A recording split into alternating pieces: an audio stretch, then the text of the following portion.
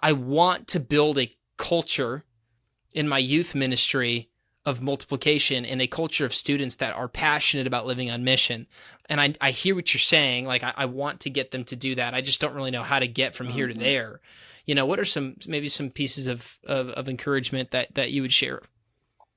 Yeah, I mean, encouragement slash guidance slash, I mean, I think I would definitely take a step back and look at measurements. Like, what is it that, you may, some of those may be out of your hands in terms of your, I don't know, senior pastor, whoever, or the family pastor is requiring you to measure X, Y, and Z. But I would just highly encourage all youth pastors in general to relook at what are the measurements you're really taking, because it starts there, you know what I mean? And then you're gonna start to look at and understand, okay, if I want to measure this thing and I want to see this reality, then it's gonna take from time from this thing and what I've spent on this side of things. And I mean, I think, to be totally honest, one of most the most obvious ones is like, how much time are you spending on your teaching weekly? Because I would say, like, that's a lot of, like, local youth pastors spend significant amounts of time on that, which is not bad or wrong. It just is, if we are spending as much time as we are on that, it is inevitably going to take from time on other things. So I think it's just a reorganization, looking at where it is you're spending your time, and is that lining up with the measurements that you really sit down and create. Yeah. So I think that, but also just like, it's okay. I do think it's Jesus didn't intend one individual to shoulder the burden of every high school student in the 5 mile radius of their local church. It's like, there are other local churches around you, and so I would also just encourage, build bridges there. Like, what are the ways that you can actually tangibly do things together? And I know that that can be messy too. Like, how do you partner with this church with this theological stance and this? Just like, it gets all nuanced instead. And I do think there is a power to just coming together and praying for just even the local high schools and middle Yeah. schools. So I think I would encourage, like, relook at your measurements, where your time is spent, but then also, like, don't do this thing alone. Like, open up the doors to other organizations, other churches, and build and be relational first. Don't Yeah. like don't approach that from the viewpoint of organizational partnership. It's like, no, it's relational long before it should ever be organizational. And if you approach it that way, you're just going to be set up to, like, make sure it's through the right avenues. Like, I mean, that's, yeah. I mean, I just would encourage those kind of things. Take a look again back at where you're spending your time. Well, what is going on? Thank you for joining us for the Next Gen Ministry Coaching Podcast today. I am so excited for this interview with a good friend of mine, Cory McElvain with 0 Hour Ministries. Not only has he been a good friend to me, but he's been an inspiration of somebody who is deadlocked on getting students sharing the gospel and multiplying and making disciples in their schools, on their campuses, in their friend groups. That's what 0 Hour does. And he talks a lot about how youth pastors can start engaging with student leaders in their ministry, about casting vision, about having a heart that beats for spiritual multiplication in a way that a lot of campus ministries and a lot of youth pastors aren't thinking like that. That's really inspired by what God is not just doing here in the United States, but what he's doing all around the world. So I hope that this episode is a blessing to you and an inspiration to get you thinking and dreaming bigger about your student ministry and engaging more and more and more students with the gospel. So check it out, and I hope it's a great blessing to you today. And wait, one more thing before we get into the episode. If you have not had the opportunity to go to nextgenministrycoaching.com and get your free 100 Ways to Grow Your Youth Ministry resource, I would highly encourage you guys, go on there, get your guide emailed to you, and I pray that it's a blessing to you, just to take some ideas, take some concepts, and apply them to your youth ministry to start growing and get some more new students engaged with what you're doing. Thank you so much. Well, Cory, what is good today, man? Thanks so much for coming onto the show and doing a little sit down and getting an interview together. How you doing today? Good, man. Just one of those rolling into a Monday, and it's like everything running at once, and I'm a half the time stay-at-home dad, so I only get a select few days to really run at things. So Monday is one of those days. Let's go. Well, I know you're up to a ton, but most people listening to this probably don't know who you are. So why don't you introduce yourself? Tell us a little bit about you and your story. And I know you, and also tell us a little bit about Zero Hour and what got you into that. So I'm gonna let you do most of the talking for the next few minutes. Yeah. Yeah, my name's Cory McElvain. Grew up, born and raised here in Kansas City. Have lived around a little bit, but son of a church planter here in Kansas City. My dad planted a church back in 1988. I was originally Presbyterian, became non-denominational. Had done that for a number of years, and yeah, saw a lot of cool fruit and growth. And in that season of fruit and growth, also was going, hey, something's off. Hey, like I have this large organization in church, and like something feels different. Like I don't like I go to the grocery store and people tell me I'm their pastor, and something, and I don't know their name. It's like something feels weird there, and yeah, just that kind of started an exploration phase for my dad in terms, and my family, in terms of like what is the rest of the global church doing? What does that look like around disciple making and smaller kind of expressions of church? And so we took a trip when I was in eighth grade to China, and I'm giving you all the origin to lead me to where I'm at today. But we took a trip to China, got to see underground house church movements of China, and that kind of Hmm. rocked my family's world from that point, really moving forward. And A lot of my dodgeball happening dad's there, right? so my dad ended up um, shifting away and out and handed off Heartland at the time, and went into more training the next generation and students on how to kind of do more many faceted expressions of what church could look like, and started taking a deep dive into the global church and seeing, wow, like the gospel is exploding around the world, Hmm. and there is like crazy movement in parts of Africa and India, and at the time South America, and then in Korea, and like just in China. And so just seeing some crazy stuff, and he just started kind of tracking a lot of that and learning, and kind of as a family really shifted us in general to just uh, expand our view, understand some more depths in terms of the way the body of Christ looks and its many facets and ways. And yeah, invited me kind of into more starting a micro type of church. And you know, and I say that term pretty loose, just in terms of many people. There's so many names in the West for these things: micro church, house church, missional community, small group, life group, you name it. Like, I think the intention was just more of a like, let's have a small community that comes together and does life like in the Book of Acts and lives on mission. And so it's like basic root. I was starting that as a senior in high school and got to see a lot of really cool fruit as a kid with peers around me. And that, I'm going to fast forward a lot of years. I did a bunch of stuff in ministry after that, both globally and locally, and then in other states, and get all the way up to COVID.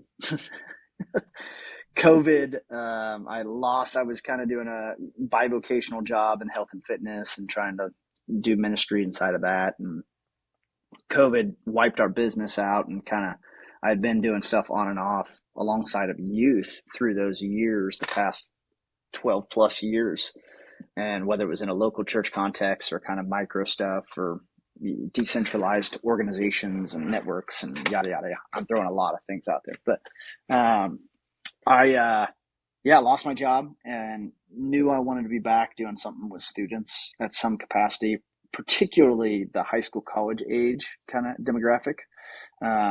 And I just, I had many, I've done ministry in many different forms and expressions. And, whether it was parachurch type organizations or the local church or church planting or collegiate ministries. And so just had been in a lot of circles, and I had seen some things happen in my own time as a youth pastor that was really about releasing students to do this inside of their schools and giving them simple tools and framework to actually run in it. And but I was always like kind of gripped by, man, they love these kind of experiential events and trips and trainings and things.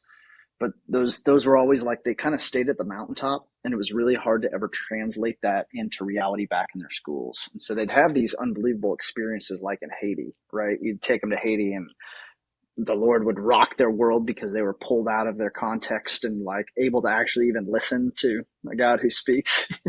Hmm. And I was going, man, what, how amazing would it be if we actually utilize some of these experiences and events and mountaintop things to actually catalyze them to be the ones taking the gospel into their campuses as a means to really see them become the ones playing on the field and being disciple makers. And then I get on the phone with this guy's crazy dude named Cory, and him and I had known each other a long time. And my dad, way back in the day, had kind of messed with him and some movement thinking type of principles in the global church. And I'm like, Cory, dude, I got this idea. What do you think? He's like, yeah, go ahead, do that. And I was like, under what? With what? How? With what finances? What are we saying? Kind of deal. Yeah. But that led me to kind of this exploration with an organization here locally called Kansas City Underground and just the partnership with them. And they were kind of like, we're doing a lot of that in the adult, sphere. And we've been praying for somebody that's passionate in the next gen. And sounds like the Lord has really put this on your heart in the midst of COVID. So that launched me into kind of the planting and vision casting for 0 Hour Ministries. And the whole premise is that to train, equip, and empower students to be disciple makers on their school campuses.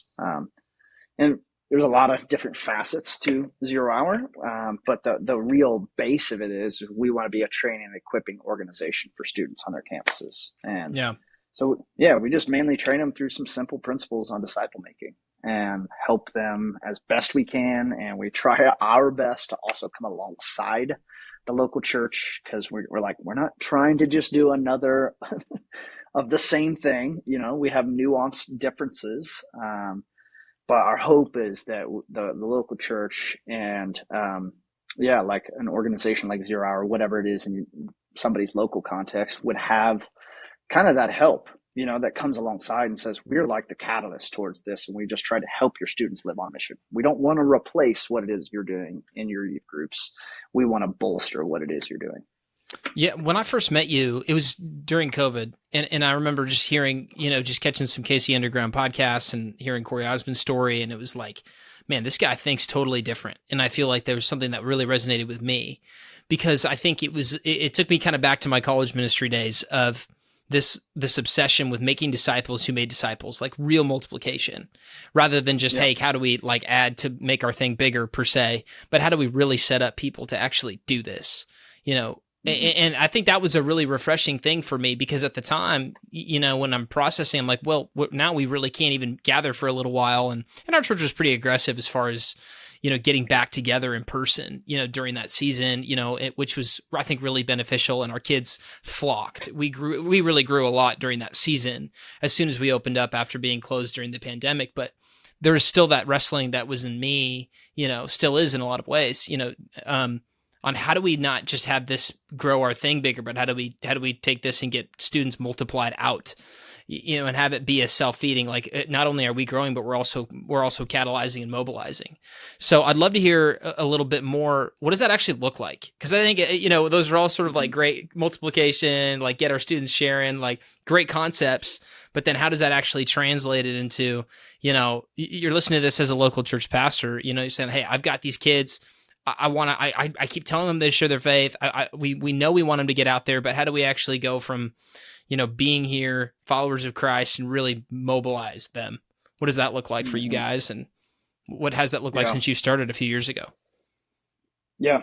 And before I go into that, like, I do think, just this is my personal experience. And the more that I've shared that, the more that other youth pastors are like, me too.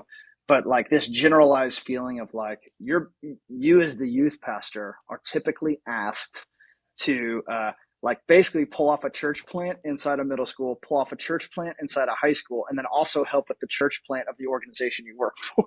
It's like you're asking almost a church plant 3 times over and also get paid the least of almost everybody in the entire place. It's like Hey, this youth pat, really, could you be an yeah, evangelist, apostle, shepherd, teacher? Like, can we need to be all this, yeah, I all mean, those there's all things? hats. Yeah, exactly. And it's like, so I just know that like deeply resonates with a lot of youth Yeah. pastors. And that was part of why it was like, I even like when I was working in the local church context, well, of course I want my students to be missional on their campuses. Of course I want that, but it was like, there was this just tug of war reality of like, oh my gosh, this is like a mountain to try to get just even like the base thing. So a lot of the community side and like developing depth in terms of like it being a welcoming environment. And there's just so many other nuances that go into it, which is, I mean, I'll go into more, but like, I mean, Jesus wanted us to be on teams to do these things anyways. And it's just really hard when you are just yourself and trying to pull off that many things. And some ministries and churches have amazing volunteer forces, but even that, it's like they can give like that 1 to 2 hour time slot a week, but disciple making and those things happen in the in between spaces and places and phases of life, right? Where it's like you got to be there to help when things don't go that way, and you got to check in when you haven't heard from them a little bit, and you got to ask the hard. So it's just, I'm just trying to say it. I think Jesus intended us to do these things in teams, and that's why for us with 0 Hour, we're trying to go. We're trying to come alongside, because if we ever get into a position where we're actually replacing those things, it's like, is this really benefiting the local church and the church, capital C, in America at large? And I Yeah. always want to be asking that question. So I just want to say that to preface, like the tangible realities is like, we all want that, and I wanted that, and I'm just saying we are specializing in that to help with the local church in a Hmm. place where potentially the capacities are just, it's hard to pull off. So, it looks a number of different ways how we go about doing the trainings. Some of it's just through relationships that I'm building with local youth pastors and just going, this is what we do. If you ever think that'd be of value to you, we'd love to come in and do a training alongside you to like some of your key student leaders, or if you have a group that you just want to shoot it out to and see who's interested, like we'd love to do that. And we can do that in your space. We can do that in our space. We can do that. It doesn't, like, we want to make it work. Like we really just offer this 4 session training of how to go about doing it. So that's one way to do it. Another way, like we've just trained students on Zoom before who have found us and been interested. We've done like events. We'll do like a trip in the summer that helps students kind of connect the dots, or we did a winter camp in January that helps students kind of go back into that second semester and connect the dots in terms of living that way. So we try to take the approach of like, we don't do events for events' sake. We do them to actually catalyze on a mission. And then more than that, we would hope that our trainings are coming alongside the local youth pastor. So more of the partnership. I mean, that's my desired preference, because it's like, that's the value add, that's the piece that's like, this helps. So that's like how we go about doing the trainings. And then in the trainings themselves, like what we're offering is really, I mean, it's 4 broad sessions. First one is really just like, look, Jesus wants to saturate your entire school. Like Yeah. the gospel, the goal is that it goes into an entire school and they would all come to know Jesus. Like we all should be longing for that, desiring for that in our local high schools and then in our entire city, right? Like we want our entire city.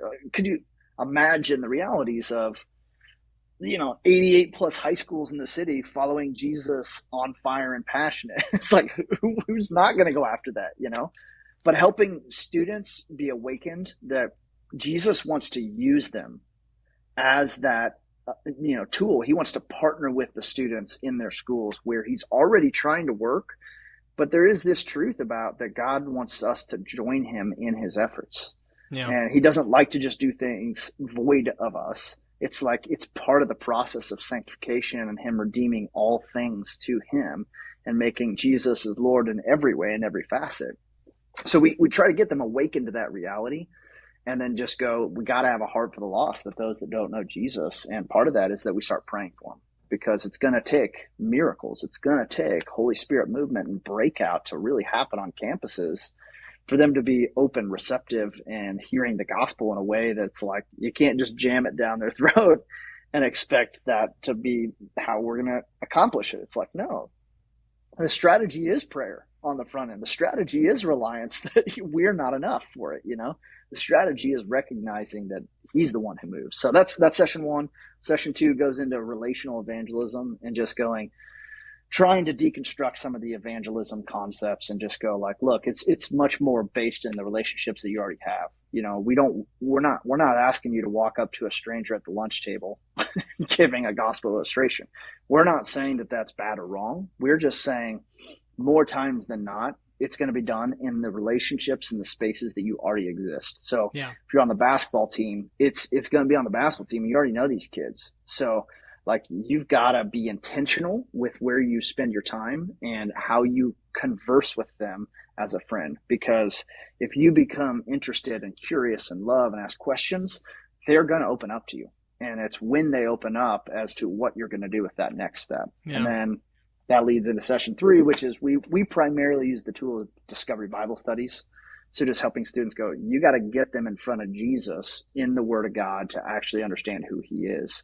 That's got to be really your first next step, because now you're playing on the field by doing that, and you're introducing them to who Jesus is. And over time, as they come to see Jesus as somebody they want to follow, then it's like, to us, then it's a no-brainer for them to be plugged into the local youth group of the community they exist in, because it's like, now it's like, you can learn the process of sanctification through here. We're really trying to help on the front end to help students go, hey, we have to share our faith. Otherwise, these things, they don't grow and they become this inward-facing kind of community that never interacts with the rest of the world around them. Yeah. So that's really it. Don't you feel like there's also a desire in new students too that are maybe discovering Jesus for the first time, that are like, man, I want more community. Very rarely have I ever met a young believer at any age that's been like, you know what, I think I'm good with just like the couple people I know that are, it's like the opposite. It's like they finally tasted, Jesus for the first time, and they're like, yeah, Christian community is powerful. It's totally different than what I was experiencing. I want more of that. I need more of that in my life. And that hunger to be a part of the larger body of Christ grows, but it's just, we're just never getting there. At least I've seen that with so many students over the years. So I would love to hear some stories from you of just what God's doing in some of the high schools and some of the maybe a couple church partnership stories of some things that you've seen as like, hey, these have been some great things, and some students that are up to amazing things happening in middle schools, high schools around the Kansas City area. Yeah. One particular comes to mind. I mentioned the Zoom training, and he this was like, also Zoom training with Gen Z is like, that could there be a worse recipe? So the fact that these 5 kids even did it was like a literally a miracle of God that they lasted that long. Did you just post on Instagram? You're like, let's pray. No, see who shows. No, there were a few kids that were like from just some like local youth groups that I was connecting with, and I was like, hey, here's what we're gonna do. It's gonna be over the summer. I'm not gonna be around that much, but I can do it all on Zoom. Who's in? And like a few of them leaned in, and then they were like invited a few of their other friends. So we're like, okay, cool, let's do it. So this is last summer. Oh my gosh, yeah. It seems like forever ago, but like, because there's so much that has happened for us, even in the school year, it's been like, oh my gosh. This kid in particular, was going into his senior year, so he was a junior at the time this summer. And at the end of it was like, yeah, okay, Cory. So like, I've heard a lot of this stuff before, and I'm going to be honest, I'm just really skeptical. I was like, okay, cool. I said, well, here's what I'm going to do. I'm going to challenge you to be really consistent, and I'm going to call you every week, and we're going to pray through your 5 individuals that Jesus has put before you. Just start praying that they'd have open hearts, open ears, open doors towards the gospel. And let's just see what he does. Let's just start there. Let's start with like going, hey, actually, you're not enough. I already know that, because I know that I'm not enough. And we have to rely on him to open the doors. And so he did. We were super consistent. And he's like, all this happens at the end.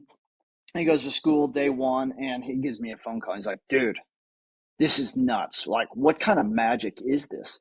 I was like, what are you saying? And he's like, I had 3 kids approach me, and ask me about my relationship to Jesus, who I've known all of my life and have never asked me those questions. I Wow. was like, they did? I mean, personally, I was like blown away. So I'm like, come on. So that was just one of the kids, like for the next 6 months, this kid and that kid read through the entire New Testament together. The kid never had gone to church, proclaimed atheist, like had never done anything, and flat out told him, I will not go to your church, but I'll read the Bible with you. He's like, okay, let's do it, because that's what I've been trained to do anyway. So he's like, let's read the Bible. So they went through the entire New Testament, and this kid's Wow. asking all these questions and just some really cool stuff.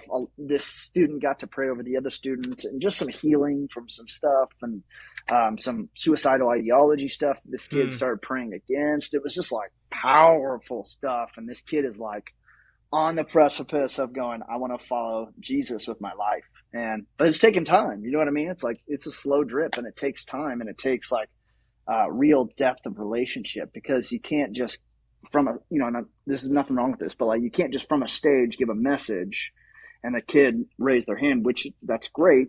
That is a marker of Jesus moving. This is like transparent with your life. You know what I mean? So it's like, let's imagine your cousin, you trying to share with your cousin that depth. And it's like, well, they know your life, so that better match up. Like, you can't really hide behind this thing. You've like this, we're doing life on life now and sharing Jesus. So that was one really powerful one. Another one I just think of that's like on a different side of it, like this group of girls from one of our teams on the campus, because we put them in teams to really be this kind of like missional team together. We don't really want them to operate as kind of like a school club. We really want them to operate as teams that come together for encouragement, and then being able to go like, we need to stay accountable to actually doing this thing, So this team in particular had been praying through a number of individuals, and one of the girls, their friend, she was graduating out, and they got to know a lot of her story, and she was a senior about to be done, and they were asking her, so are you going to have like a grad party? She was like, no, and kind of went into some details of not being able to afford it, and some family stuff that was just really painful. And they like literally came together as a team. They're like, dude, what if we threw this girl a grad party? I was like, yes, you should be doing that. And they thought of this thing all on their own. So they threw this girl this whole graduation party, and like literally like bought her this basket of stuff to help her be prepped for college, and it was like, because she didn't have any of that, and she was going to go off to college, and like, it was just unbelievable. And the best part was like, it was totally them. It was student ran, it was student led, it was all their idea. They're like sharing with their parents about the idea, and the parents are like, yeah, we will pay for that in a heartbeat. So like, parents are throwing money in. It's like truly family on mission, being sacrificial, actually giving up like time and money and like energy and effort into really like blessing this other student. Yeah. And this girl was not following Christ, correct? No, This is a non-Christian girl. They're just like, hey, Jesus loves her. We're going to just show her some radical neighboring. Yeah. And just go all in on loving this girl. Yeah. Yeah. Just unbelievable. You know what I mean? So it was like the power of these kids being able to like be freed up to think that way. Yeah. And like watching it and seeing the fruit of it. And, I'm excited. Like, I think sometimes too, we can get stuck in the mindset and mentality of like, you got to hit a home run every time a student does things. And sometimes it's just a single and a double, and like, or a triple, and it's like, that's a freaking triple, dude. And they're like sitting there, and I can't wait to see what the Lord does with the rest of it. And it's like, it's hard because you get into a mentality of, we got 4 years with them, in the high school realm, or in general youth pastor, it's like, we got 7 years with them, right? And it's like, if we don't see the home run in the 7 years, have we done it? It's like, yeah, you have. You got to see the progression of where they've came from and where they're going. And that was just one of those that was just like, dude, come on. That is so powerful. Yeah. Yeah. I think it's hard as a, in the day-to-day trenches, local church youth pastor to, I think it all comes down to like focus and bandwidth and thinking like, okay, I'm shepherding my people, and I'm thinking about my parents and our members and however your church handles that. And I've also got this, we've got guests coming and these new students that are constantly getting engaged. So your time is divided up into all of these things. And it's so tough, I think, to prioritize, and maybe this is just me being vulnerable of things that I struggle with.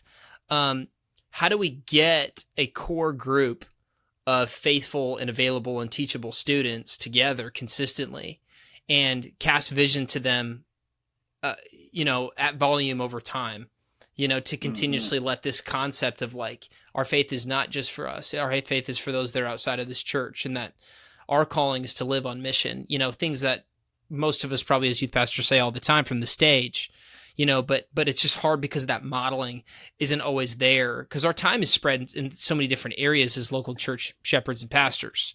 At least I have felt that way many, many times. So do you have any thoughts and encouragement, for, the youth pastors listening that are thinking, I want to build a culture in my youth ministry of multiplication and a culture of students that are passionate about living on mission. And I hear what you're saying. Like, I want to get them to do that. I just don't really know how to get from here to there. What are maybe some pieces of encouragement that you would share? Yeah, I mean, encouragement slash guidance slash, I think I would definitely take a step back and look at measurements. Like, what is it that, you may, some of those may be out of your hands in terms of your, I don't know, senior pastor, whoever, or the family pastor is requiring you to measure X, Y, and Z. But I would just highly encourage all youth pastors in general to relook at what are the measurements you're really taking, because it starts there, you know what I mean? And then you're gonna start to look at and understand, okay, if I want to measure this thing and I want to see this reality, then it's gonna take from time from this thing and what I've spent on this side of things. And I think, to be totally honest, one of the most obvious ones is like, how much time are you spending on your teaching weekly? Because I would say like that's a lot of like local youth pastors spend significant amounts of time on that, which is not bad or wrong. It just is, if we are spending as much time as we are on that, it is inevitably going to take from time on other things, So I think it's just a reorganization, looking at, where it is you're spending your time, and is that lining up with the measurements that you really sit down and create. Yeah. So I think that, but also just like, it's okay. I do think Jesus didn't intend one individual to shoulder the burden of every high school student in the 5-mile radius of their local church. Like, there are other local churches around you. And so I would also just encourage, build bridges there. Like, what are the ways that you can actually tangibly do things together? And I know that can be messy too. Like, how do you partner with this church with this theological stance and this, just like, it gets all nuanced instead. And I do think there is a power to just coming together and praying for just even the local high schools and middle schools. So I think I would encourage, like, relook at your measurements, where your time is spent, but then also, like, don't do this thing alone. Like, open up the doors to other organizations, other churches, and build and be relational first. Don't approach that from the viewpoint of organizational partnership. It's like, no, it's relational long before it should ever be organizational. And if you approach it that way, you're just going to be set up to, like, make sure it's through the right avenues. Like, I just would encourage those kind of things. Take a look again back at where you're spending your time. Yeah. It makes me think, earlier this year, I read that Mancini book, Future Church, talking about that image of the house, with the downstairs and the upstairs. Like, downstairs is like, it is how it is. You need the downstairs. It's how people enter your home, right? They come in for the programs, to the people, to the preaching, to the friendships, the relationships, to the fun. All those things are not wrong things, but they're how you introduce people to your community, whether that's in a micro context or a macro, right? Like, hey, come over, let's play Xbox together. Let's hop on, the Discord. Like, it's the same thing as, hey, come to Wednesday night with me. It not really, functionally, but what I really appreciated was how simple the language in that book was. And what I've been wrestling with since then is that building the staircase, like, okay, how do we move people from downstairs to upstairs, where the real window of vision is, and where the intimate place with the Lord is, and where really you can see the vision for why you're doing it, like really where the actual multiplication and the evangelism is taking place. Like, and his challenge in the book, I don't know if you've had a chance to read that or seen that. It's just, how do we move? How do you have a clear staircase to go upstairs and move people to a place of being introduced to your community and the relationships, to building a conviction, understanding the values, building biblical concepts to the point where they're like, okay, I see the vision of multiplying my life for the kingdom of God, and I want to give my life to this. Like, and that's why I appreciate ministries like Zero Hour, because I mean, to my understanding, you really exist as a gap to say, hey, let us help you build that staircase between getting your students from where they are now, maybe going to school every day and not sharing their faith functionally, not making disciples, to like, hey, we can be a place to help train them to actually go out and do this. So, if you're a youth pastor listening to this, like, what does that look like, to form a partnership with an organization like yours, to say, hey, we're coming alongside to partner with you to help take some of that burden off? Yeah, I mean, again, I would go with it's relational. So you and I have known each other for a little while, and it took time before kind of coming in and doing a training alongside you all. But I would also say, like, happily go, hey, how do you take some of this DNA and instill it into your student leadership team? So a lot of it for me is like trying to connect with, pray with, and cast vision. Because sometimes, I mean, from my side of this equation, like, the local youth pastor has to have an open door, green light towards the partnership. And to be truthful, like, that's just not always the case. Like, I would actually say that's more of the rarity than it is the norm, in terms of local youth pastors having an open door policy and wanting to partner with. So in some ways, it's like, you just can't force that reality. Yeah. My encouragement to youth pastors would be like, I know that you may have been either burned or potentially hit some bottlenecks and frustrations with others. But I would just say that likely occurred because it was organizational before relational. And if you could take an approach of much more the relational and hash out the things where it's like, maybe we don't agree on X, Y, and Z thing, but here's how we help this. And if you want to tweak that part of what we do, that's your prerogative, like, you can do that within the students that you are walking with and shepherding. So again, dude, I mean, you've seen me, watched me for the past couple of years here, where it's like, I mean, I've knocked on church doors to partner with local youth. I mean, I've knocked on church doors, and then people would answer and say, "You're the first white person that's ever knocked on our doors." And you're actually even the first youth pastor that's ever asked about if we have a youth pastor.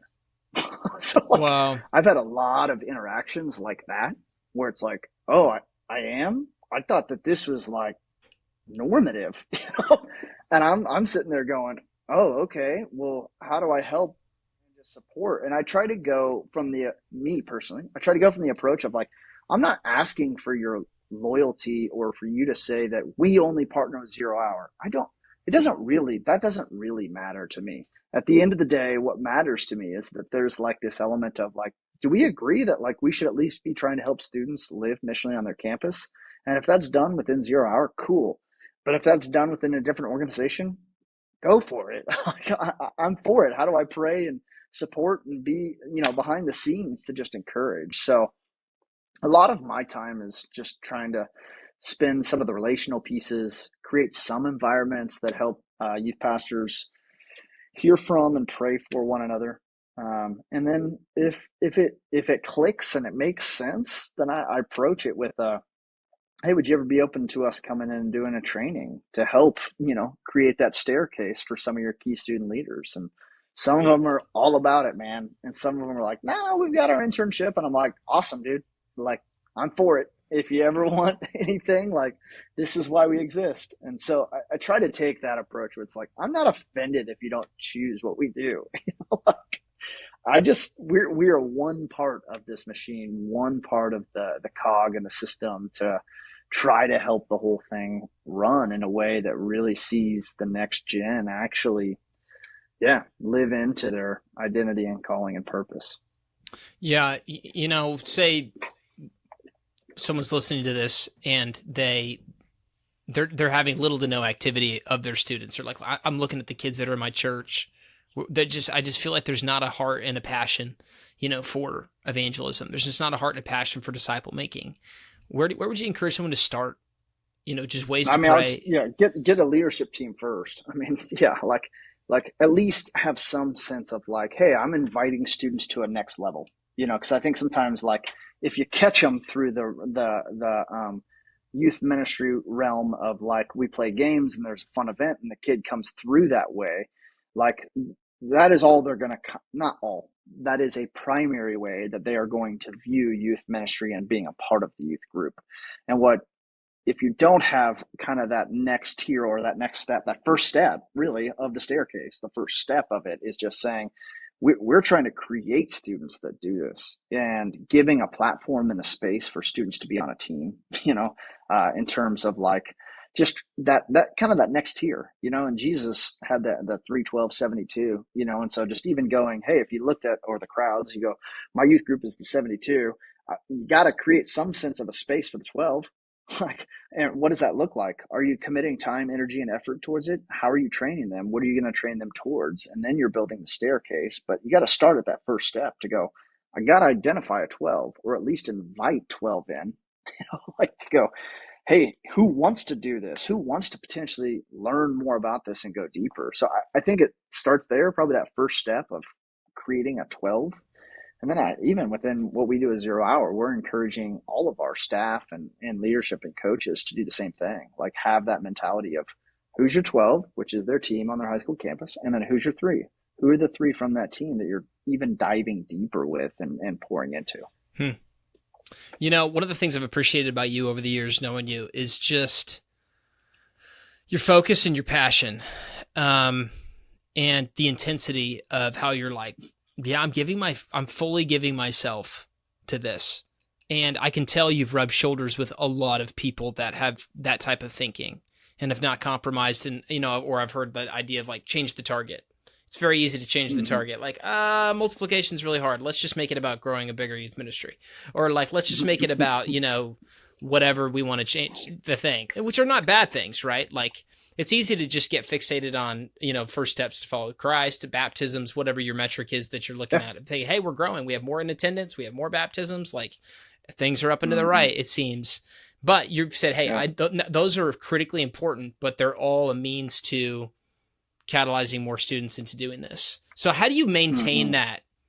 Like, how have you seen in your own life that fixated, like, this is what I'm going to be focused on? Is it like the people you've been around, the environments you've chosen to put yourself in? So I'd love to hear, because I think oftentimes it's easy to get excited in the micro time frame about something, but then kind of drift from that to your norm. So I'd love to hear just maybe some thoughts of encouragement, say like, if you want to keep thinking this way, maybe do a handful of these things. Yeah. Good question, man. That's making me think. A lot of it's product of my father, right? I would say another part of it is product of being able to actually see the stuff on the ground in other parts of the world, the way the church is moving. I think that's so many organizations are introducing people to DMMs on the ground to see that and get vision for that. And I think that's a very powerful re-up of maintaining that level of passion and focus for it. Because, man, what you get to see in those spaces is just like, if you've never been outside of the country, maybe you've been outside of the country and you've seen some of the things, or, like I think an even small, thing is like the way, people worship Jesus around the country or around America in comparison to the rest of the world. It's like, whoa, so I know that resonates with a lot of youth pastors because a lot of them in the West have gone to places like Central America or in the Caribbean or wherever, right, where it's like in the Western Hemisphere. So like they've seen the passion, and I'm just like, so like imagine that and take that and 10x it when it comes to like being missional and making disciples in their village and neighborhood. Like when you go to places like, Kenya and Africa, or even parts of West Africa, like where you're just like, you're getting to see it and you're getting to hear these stories from these people. Like one of them in Kenya that we heard was this guy was like, yeah, I've been traveling for 3 days just to be able to take the gospel to this specific village. So it's a 3 day journey for me to get there. And then I stay there overnight and sleep on a bench outside of this thing underneath the shade so that I can stay and then share the gospel with as many people in the area as possible. And then I have to walk back 3 days because I have 5 kids. And we're like, what? It's like, yeah, that's what he's doing, So then it's like, we could leverage our resources to get you a motorcycle, dude. How about a motorcycle? So he's like, that would be amazing. I could do this and get back home in time to feed my kids. Like, oh my gosh, dude. But that's like the level, so like I feel like, oh my gosh, that's where I want to, I'm striving to be up there. And this guy is just like, what else would I do? They don't have water, and how else would they hear of who Jesus is? It's just like the level of desperation is so heavy and tangible and thick that it's like you see that and you hear those stories, and I'm just like, I'm hungry for that, man. I think I'm just like, there's like this deep desire inside of me to go, I want to see that. I want to see people, I want to see high school students at that level of like, this is how serious I am about the gospel and following Jesus and sharing it with other people, because it changed my life. Yeah. And how could I not do this?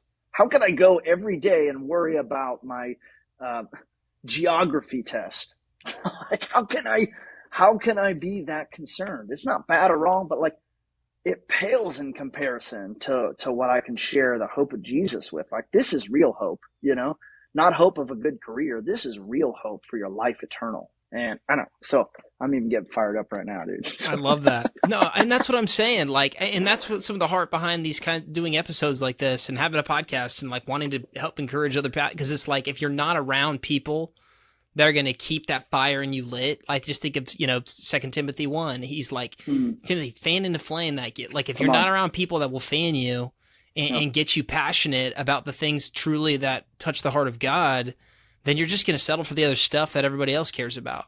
And not that any of those necessarily wrong, it's like, or sinful. It's just, because I'm with you, it's hard to keep and maintain that passion and that vision and that intensity. So I think these conversations are important. And I think just surrounding yourself with people that think differently and think bigger and think in a way of really like, hey, we don't want it just to be about our church's brand or our thing, but we want to expand and go so much deeper and farther beyond that for the sake of seeing that really happen. And I'm encouraged looking around the world and seeing like it is happening and it is possible.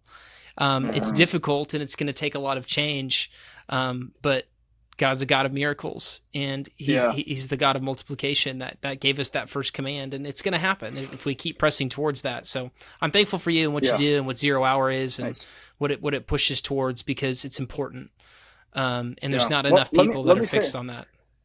Yeah, I want to say one thing on the global church too, just kind of add a little piece, because like I think oftentimes we hear, oh, global church, and that never works in the West, is typically what is said in response. And I just want to like encourage and say, like, just because we haven't yet seen it in the West doesn't mean that we should long for and hope for it too. Like, we should still have that depth of desire and hunger for the Lord to move in that way. It's like, forget the West, the book of Acts. Let's just take it that way. If like, can you have the hunger and deep desire to see the gospel move in your just even city, town, like it did in the book of Acts? Like, can you yearn and groan for that and join others and pray for that and long for it and just be desperate to see Jesus move that way in your students' lives? Like, that's just like, don't miss the whole, the desire for the Lord to move at that rate and that power, because we go, oh, it's different. Our culture's different. Community doesn't work that way. Families not operate that way. Like, we're a consumeristic mindset. It's like, I know all the flags you'll throw up when I'm talking about the global church. Like, I know that. Yeah. I'm just saying, can we hunger for that? And it should never remove our desire and longing for the Lord to do that in our students. That's so good. That's so good. I mean, and I think that's why I've loved getting to know you over the years and to see this continue to grow. And I believe it's why God's blessing your ministry, and it's why it's growing, because you haven't stopped praying for it. You haven't stopped pursuing it and just bringing kids back to simple truth. Like, God's word is true. The gospel is powerful. The gospel is the power of God for salvation. So let's get out there and share it, and let's not be afraid of this, and let's believe God for something greater every single day. So I'm thankful for you. I'm thankful for you guys' ministry. I'm thankful that you took some time to get together to have a conversation. How can people listening to this track with you? I know that you have your own podcast that I listen to frequently. I know you're up to a lot of different things, specifically here in the Kansas City area, but hopefully not just here down the road. You never know. So if you're listening to this wherever and they want to get in touch with you, maybe to get on a call, do some consulting conversations, talk about getting their students moving, how can they contact you? What are some next steps?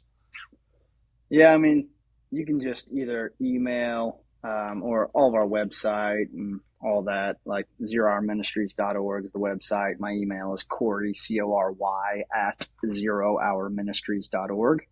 And then, I don't know, whatever way you want to.